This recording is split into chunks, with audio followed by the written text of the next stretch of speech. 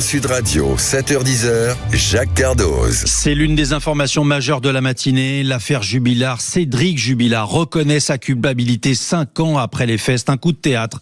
Il avait été condamné en octobre 2025 à 30 ans de réclusion criminelle pour le meurtre de sa femme Delphine. Son corps n'a jamais été retrouvé. On rappelle les faits. Delphine Jubilard disparue dans la nuit du 15 au 16 décembre 2020 à Cagnac-les-Mines dans le Tarn. Après plusieurs années d'enquête, Cédric Jubilard avait été condamné en première instance donc à 30 ans de réclusion criminelle pour meurtre. Il a changé d'avocat, Cédric Jubilard, il y a quelques mois, et apparemment, il change totalement de stratégie. Frédéric Abella, vous êtes journaliste à la Dépêche du Midi, soyez le bienvenu sur l'antenne de Sud Radio. C'est vous qui êtes l'auteur donc de cet article que tout le monde reprend ce matin et pour cause. C'est un vrai coup de tonnerre, bravo d'ailleurs à vous. Vous avez réussi à recueillir les révélations des avocats de Cédric Jubilard. Dites-nous tout. Comment ça s'est passé? Dans le courant de la semaine dernière, vous avez été avisé par l'un des avocats, c'est ça? Oui, bonjour, oui. En fait, si vous voulez, c'était une information qui est restée longtemps confidentielle. D'accord. Parce que vous imaginez que la portée de ces révélations a des conséquences énormes sur la suite. Donc, lorsque j'ai appris, si vous voulez, ce qui se tramait, je suis rentré évidemment très vite en contact des avocats des nouveaux avocats de Cédric Jubilard, et effectivement, ils vous ont confirmé l'information. Ils m'ont confirmé, ils m'ont expliqué comment ça s'était passé, c'est-à-dire que lors des différents parloirs, c'est d'abord Pierre de Buisson qui donc avait évidemment bien l'habitude de le visiter en prison à la maison d'arrêt de Seyss, et il a senti un homme, si vous voulez, qui avait envie de vider son sac en quelque sorte, de s'épancher et puis de soulager sa conscience, et c'est à l'issue de ces multiples rencontres qu'il a senti que c'était le moment pour lui de dire ce qui s'était passé. Et ce sont des écrits, donc c'est une lettre manuscrite qu'il a rédigée de sa main. Qu'est-ce qu'elle contient exactement cette lettre alors? Qu'est-ce qu'elle contient exactement cette lettre? Alors, je peux pas vous dire dans l'intégralité évidemment ce qu'elle contient. Je sais que c'est une lettre qui rentre dans quelques détails, notamment la chronologie de cette soirée du 15 au 16 décembre 2020.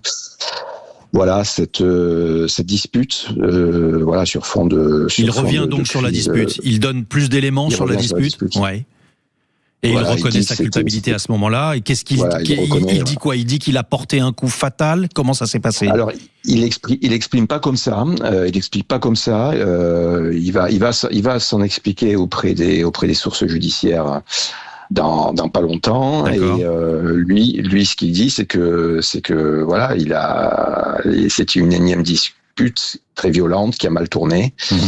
Et sur fond de crise conjugale, il dit que Delphine Jubilard est morte. Il avait bien découvert ce texto et cette relation extra-conjugale, en tous les cas, entre Delphine et un autre homme. Il est tombé sur les éléments qui soupçonnait depuis longtemps. Il a eu la confirmation, il savait, et il voulait se débarrasser du corps. Voilà. Alors, ce corps, voilà. L'autre élément. Allez-y, pardon. Voilà, donc il a utilisé cette voiture, la voiture bleue, la 207 Peugeot du couple, pour transporter la dépouille de sa femme. Et il l'a transportée à un endroit qu'il révélera lui-même. Voilà. Donc c'est ça aussi l'information que vous révélez, c'est que Cédric Jubilard donnera le lieu exact de l'emplacement du corps, et il dit que il veut offrir une sépulture à Delphine Jubilard digne de ce nom, c'est ça? Oui, voilà, c'est ça ce que les parties civiles lui ont toujours demandé depuis le début, en fait. Donc là, c'est ce qu'il dit noir sur blanc, pour offrir une sépulture à la mère de ses enfants, et c'était le moment pour lui de faire ses aveux. On arrivait à 2 mois du procès, à un moment donné où sa détention était extrêmement pesante et douloureuse, à l'isolement pendant 5 ans. Il a exprimé le besoin soulager sa conscience là maintenant après un travail avec un travail de fond avec ses avocats bien sûr. Aussi. Frédéric Abella, journaliste à la Dépêche du Midi, merci infiniment d'avoir été l'invité de Sud Radio ce matin et donc de nous avoir révélé, donné les détails qui entourent le contexte de ce revirement, il faut bien le dire. Cédric Jubilard donc reconnaît maintenant sa culpabilité, il l'a précisé, notifié dans une lettre manuscrite remise à ses avocats et il donnera d'autres éléments à la justice. Merci Frédéric Abella, journaliste à la Dépêche du Midi. Donc j'en profite pour dire, il faut acheter la Dépêche du Midi pour avoir les informations précises et bravo à vous pour ce scoop. À tout de suite pour Drôle d'époque.